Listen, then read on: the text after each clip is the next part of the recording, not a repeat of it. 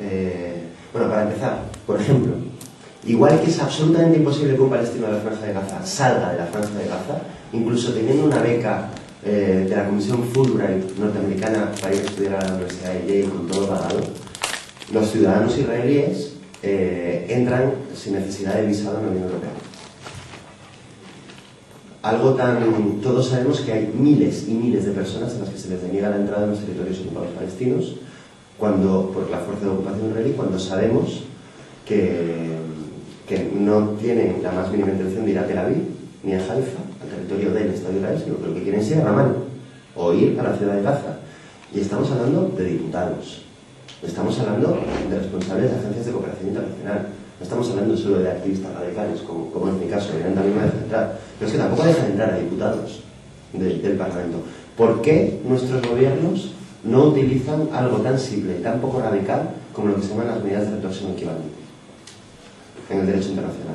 Si yo, cuando estudiaba Derecho Internacional Público y Derecho Diplomático y Consular en tercero de políticas, no explico que hay una cosa que se llama medidas de retorsión equivalente y que es lo que las naciones civilizadas tienen que hacer para cumplir con el derecho internacional, yo suspendo derecho internacional.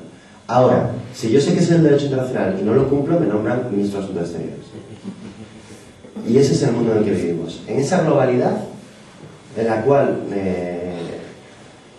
en esa globalidad vamos a poner el ejemplo del Tratado Económico Preferencial, del Acuerdo de Asociación de la Unión Europea y Israel. Israel consigue un acceso privilegiado de todos sus productos de exportación a la Unión Europea.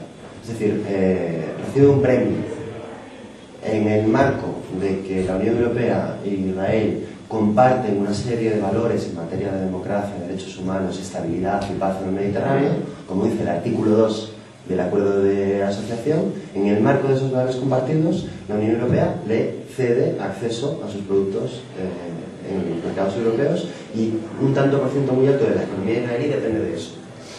Bueno, la Unión Europea en toda su política exterior tiene una cosa, o viene aplicando sistemáticamente una cosa, que es el principio de la condicionalidad.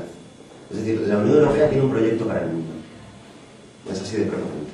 Y es un proyecto que consiste en exportar democracia y valores de los derechos humanos. El principio de condicionalidad significa que cuando un tercer Estado, cuando alguien quiere acercarse a la Unión Europea y recoger beneficios de su acercamiento a la Unión Europea, tiene que cumplir una serie de pautas y de criterios. La cláusula democrática. En la medida en que el tercer Estado se acerque a lo que nosotros consideramos valores de paz, de estabilidad en el Mediterráneo y de derechos humanos, nosotros le daremos el permiso. Es la condicionalidad. Es decir, si Turquía quiere acceder en buenas condiciones a la Unión Europea, Turquía tiene que hacer avances en la laicidad, porque nosotros somos un sitio laico donde no nos gusta que haya un Estado donde no está clara la diferencia entre religión y Estado. Por tanto, Turquía no hace sus modificaciones, nosotros no le damos beneficios a Turquía. ¿Serbia y Croacia quieren acercarse a la Unión Europea? Muy bien, tenemos el Tribunal Penal Internacional, que quiere juzgar a una serie de criminales bosnios y croatas, y serbios y croatas, bueno, y bosnios, toda esta gente. Entonces, si nos los entregan, nosotros les vamos a dar una serie de beneficios. Marruecos quiere acceder, muy bien, pues Marruecos, como Marruecos no es como nosotros, le vamos a hacer toda una serie de recomendaciones de 14 páginas en materia de derechos humanos, y si las cumplen, les vamos a dejar entrar. Israel no. Israel es todo lo contrario. Israel tiene toda una pendiente descendiente en materia de cumplimiento de todos los acuerdos firmados, tanto en materia de derechos humanos. Es decir, Israel no ratifica el Estatuto de la Corte Penal Internacional, no ratifica el Convenio de la Haya, no aplica las Convenciones de Ginebra.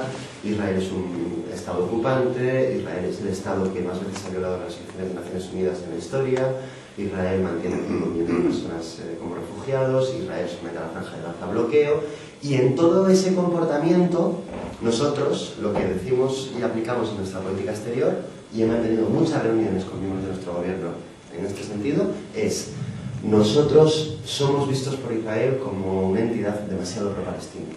Por tanto, no somos un interlocutor válido para hacer avanzar el proceso de paz. Por tanto, necesitamos recuperar la confianza de los israelíes. Por tanto, tenemos que concederles todo lo que nos pidan para ser un socio fiable de Israel. Porque cuando seamos un socio fiable de Israel, los israelíes nos harán caso, avanzarán en el proceso de paz y aplicarán nuestros valores de derechos humanos. Durante todo el año 2008, el 14 de marzo, el Consejo de Ministros de la Unión Europea, el Consejo de la UE, es decir, donde todos nuestros ministros de Exteriores están representados y donde todas las decisiones tienen que ser tomadas por consenso, decide que nuestras relaciones con Israel, en el marco del bloqueo a Gaza, no solo van a ser económicas y comerciales, van a ser también políticas. Y vamos a elevar a Israel al rango de relaciones bilaterales con la Unión Europea que solo tienen Rusia y Estados Unidos.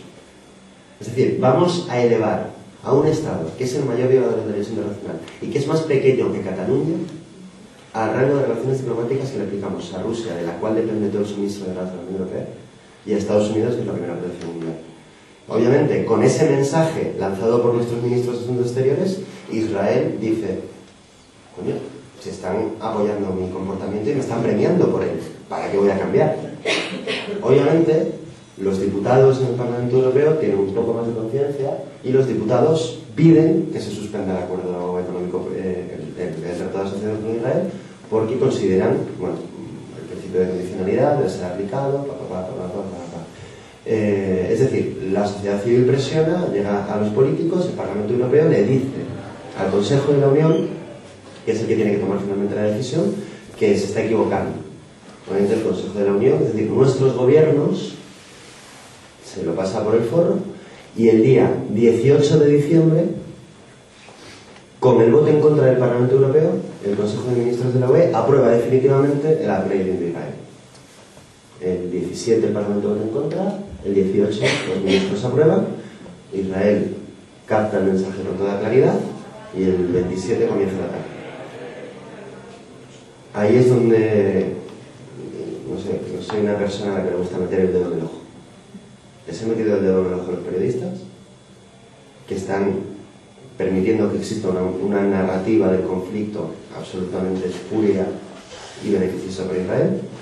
Le estoy metiendo el dedo en el ojo a la Unión Europea, que está premiando el comportamiento israelí cuando tiene instrumentos legales. Es decir, toda la radicalidad de la que yo hablo, o sea, yo soy un activista súper radical, pero todo aquello de lo que yo hablo es la aplicación de los propios acuerdos que las naciones civilizadas nos hemos dado para relacionarnos entre nosotros.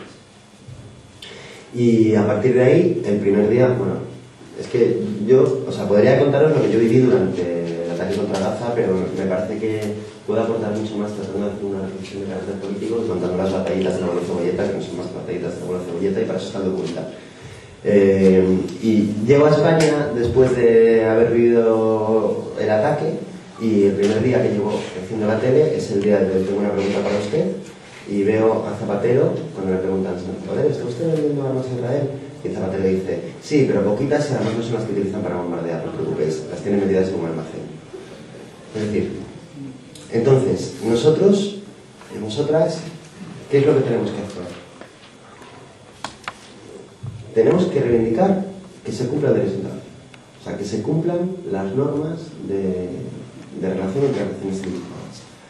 ¿Quiénes pueden aplicar las normas de derecho internacional? Las partes contratantes, que son los estados. Los estados están permitiendo que haya un cuarto oscuro, un agujero negro en todo aquello que tiene que ver con Israel. Y llevamos ya 60 años con la historia de los cojones de que Europa tiene complejo de culpa con el tema del Holocausto y que por eso los israelíes, bla, bla, bla, bla, bla, bla. Yo creo que esta historia, a estas alturas de la vida, no se la cree nadie. No se la cree nadie. Yo creo que todos sabemos. Por eso he empezado diciendo que los que expulsaron en 1948 a la población palestina de sus hogares fueron los supervivientes de Auschwitz. Porque es verdad, fueron los supervivientes de Auschwitz. Las mismas personas a las que sacaron de Auschwitz les pusieron un fusil en la mano y le dijeron: ahora vete a matar palestinos. Y ahora los nietos de esas personas ya no tienen absolutamente nada que ver con el drama que vivieron sus abuelos, y ya vimos cómo respondieron sus abuelos al drama. Sus nietos son los que están aplicando políticas que, si bien cuantitativamente no son iguales porque todavía no han generado 6 millones de palestinos muertos, cualitativamente sí son iguales en las políticas de nazismo.